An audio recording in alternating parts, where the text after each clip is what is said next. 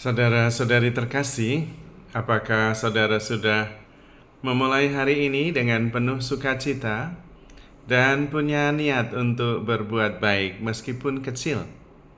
Semoga Tuhan memberkati niat baik saudara.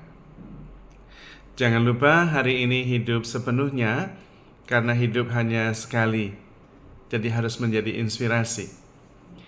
Inspirasi hari ini adalah tentang siapa diri kita yang sebenarnya. Pertama-tama tentu kita menyadari bahwa kita ini bukan benda, tetapi kita ini roh. Itu berarti bahwa kita sebetulnya bukan sesuatu yang fisikal. Karena kita roh, kita bukan benda. Yang fisik itu benda yang bisa ditangkap oleh panca indera.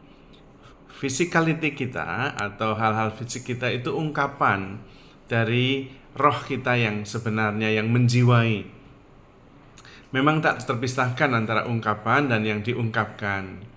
Tetapi tentu ungkapan itu tidak bisa mengungkapkan segalanya, hanya sebagian. Dan karena itu kita perlu menyadari bahwa kita lebih besar dari apa yang nampak, apa yang kelihatan. Karena itu apa yang kelihatan, kalau itu dinilai oleh orang lain, kita tidak usah khawatir.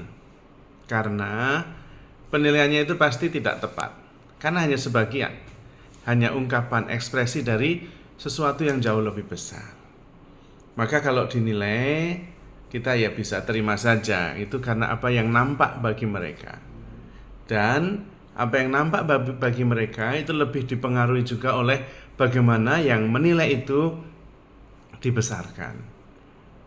Maka konsekuensinya bagi kita juga, kita jangan terlalu menilai atau menghakimi orang lain dari apa yang nampak, apa yang kita ketahui. Karena kemungkinan besar keliru. Maka lebih baik kita membuka diri. Semakin terbuka semakin baik. Karena berarti kita semakin mendapatkan informasi tentang orang, tentang peristiwa, tentang pengalaman. Dan memang benar ungkapan yang mengatakan bahwa tak kenal maka tak sayang. Mencintai kemudian pada dasarnya adalah saya ada di sini untukmu, untuk mendengar, untuk mengerti, untuk menerima dan menghargai. Itulah mencintai. Karena memang pada dasarnya kita tidak tahu banyak tentang saudara-saudari kita, tentang orang-orang yang dipercayakan Tuhan kepada kita. Jadi kita bukan benda. Tetapi pada saat yang sama kita juga bukan pikiran. Karena pikiran kita itu datang dan pergi. Datangnya dari mana, perginya kemana kita tidak tahu.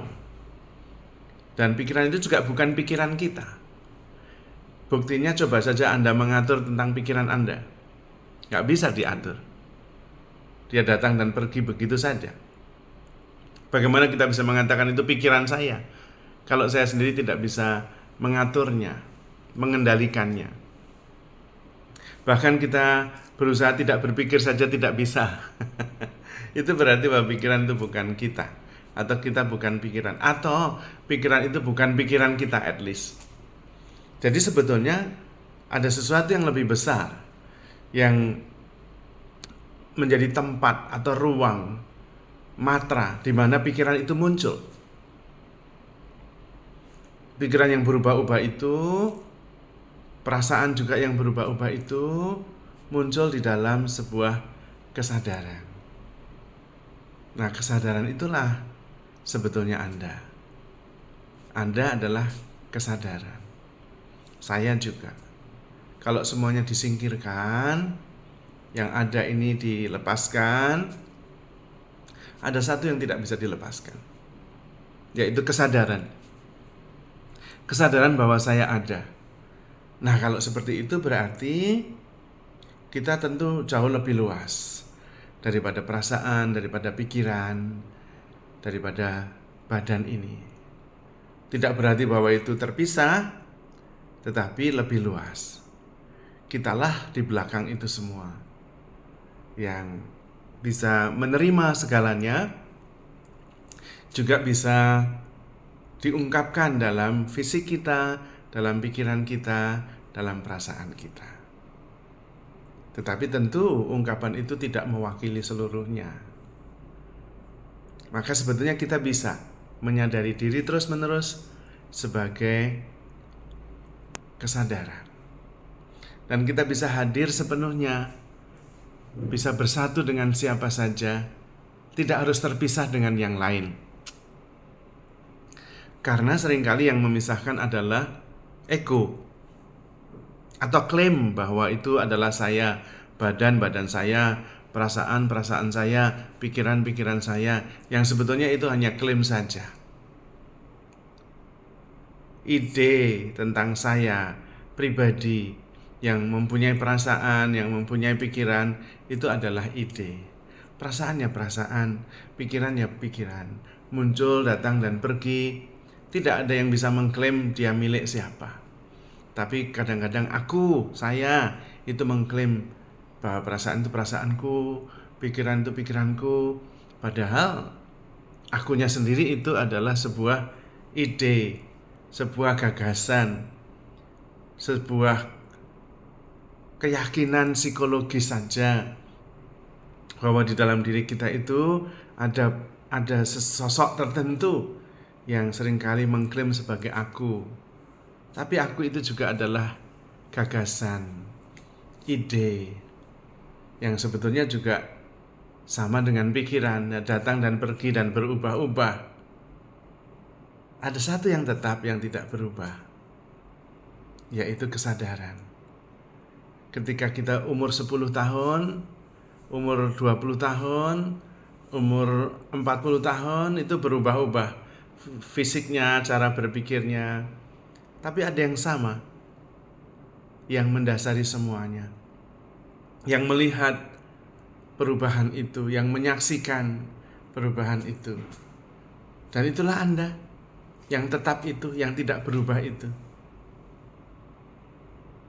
Yang tentu tidak ada bentuknya, tidak ada batasnya, karena memang tetap dan tidak berubah, dan memang diekspresikan dengan cara yang berbeda, tetapi mendasari semuanya.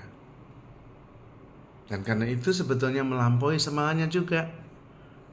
Persoalan-persoalan fisik bisa dilampaui, persoalan-persoalan psikologis bisa dilampaui, karena kesadaran menjadi wadah yang melampaui segalanya.